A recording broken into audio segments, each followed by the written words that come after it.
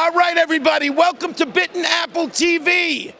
This is Marty Grabstein, the voice of Courage the Cowardly Dog. And I'm over here with Chantel, Ralph, and Leslie, and we're gonna start the show right now.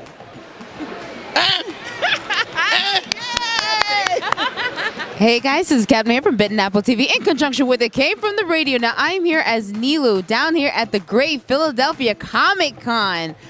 So most of my viewers know that I basically dress up like an anime character unintentionally. It's not planned.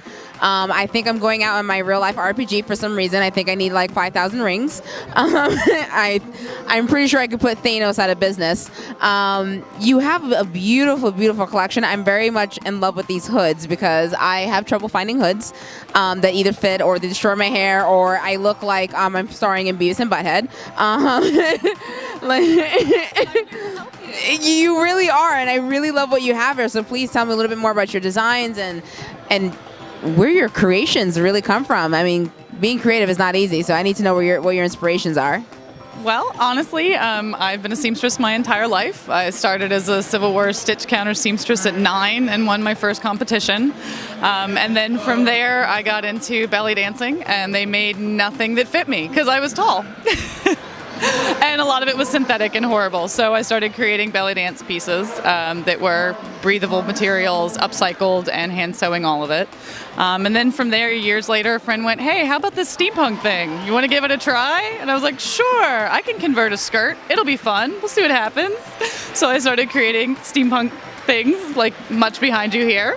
And then that spurred into everybody dumps their grandmother's closet on me because sadly, our grandmothers passed away, and they were the last people that sewed in our lives, so they needed to give it to somebody, and it's come to me.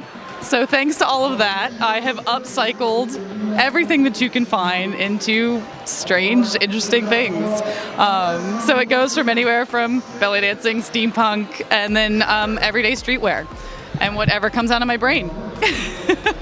The hood for me would be everyday streetwear, like period. I think they're absolutely really beautiful, and I was not prepared for that story. You're like, yeah, I just grandmother's clothes, everything is just dropped off by me.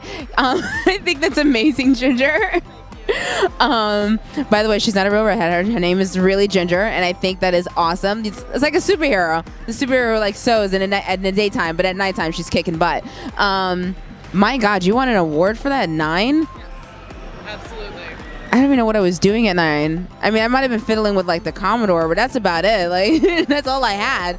The weirder part was years later, they actually asked to put it in a museum. So it's currently sitting in a museum. It was the first dress I ever sewed. So, Girl, flip your hair back when you say that. Just there you go. Is that better? Okay.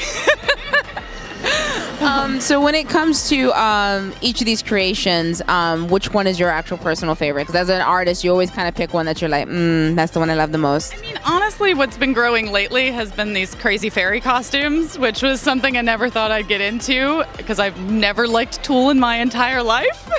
But it happens, and I've started doing the steampunk combination with these massive tulle pieces underneath and then building fairy wings. So, which I just decided one day that I didn't see what I wanted and went out and bought the pieces and started putting it together. And honestly, the story behind the name of the business, Midnight Orchid Design, is my great aunts used to grow and produce beautiful orchids. And they had one that was a night bloomer only. And all of their great ideas came in the middle of the night. And I swear I wake up in the middle of the night and that's where all my best ideas come from. And I pull up a tape recorder and spill all into it, and the next morning try to figure out what to do with it. So it really is a night blooming orchid concept. They usually say for artists, that's usually what happens. We wake up in the middle of the night like, I have an idea. Now that's pretty intense. Now, belly dancing. I have one of my team members. She's not here in Philly, unfortunately, with us. Her name is Amira. She's a belly dancer. So tell me more about your belly dancing. She'd be so happy to hear. Girl, I got some clothes for you to buy. Like, I'm here. Yes. It's crazy to say, but I've actually been performing since I was 15 years old. So I've got over 20 years of dance and performance. I'm currently with a troupe called Troupe Sin. We're out of Philadelphia. My partner's in Harrisburg, and we just tour around and dance at the shows we want to. We get hired by bands a lot to perform with them, and yeah, just have a good time, making fun clothes and looking great. So what drew you into belly dancing? Because I used to do ballet, tap, jazz, of course, the typical boring stuff, and then for some reason it became boring to me over time, and then I changed my point shoes for 6-inch heels and decided to do pole dancing. I don't know how that happened, but it was just like, oh, I'm gonna dance on a pole now, and I love doing the inversions and all those tricks. So I want to know for you personally, like what was it about you for belly dancing that drew you in? Honestly, I was at an event in northern PA. It's called Pensick Wars. And I was there with my mother, and I saw this beautiful group of women dancing around the fire. And it was just mesmerizing and amazing.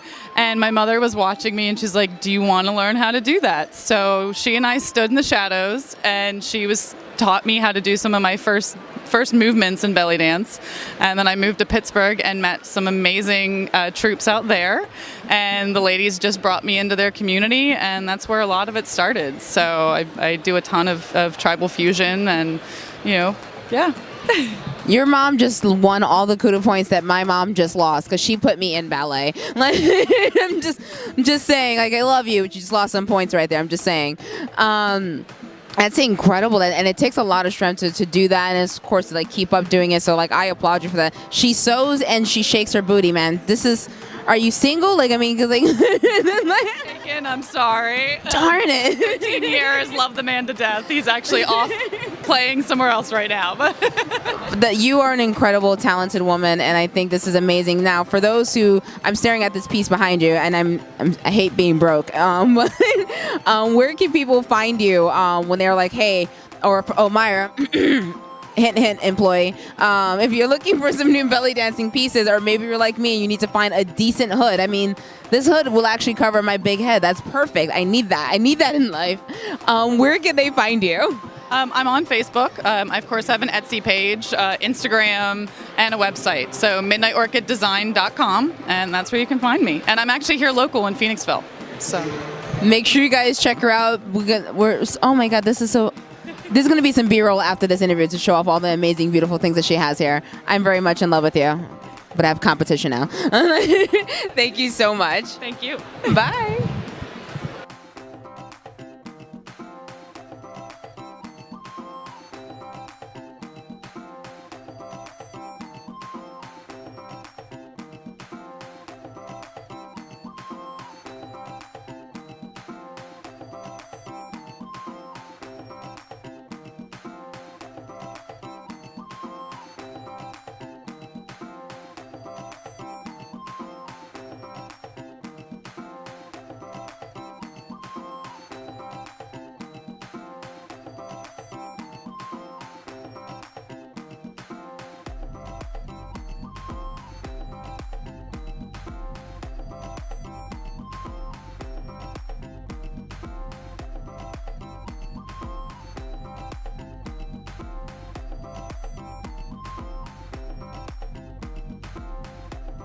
Who loves bitten apple?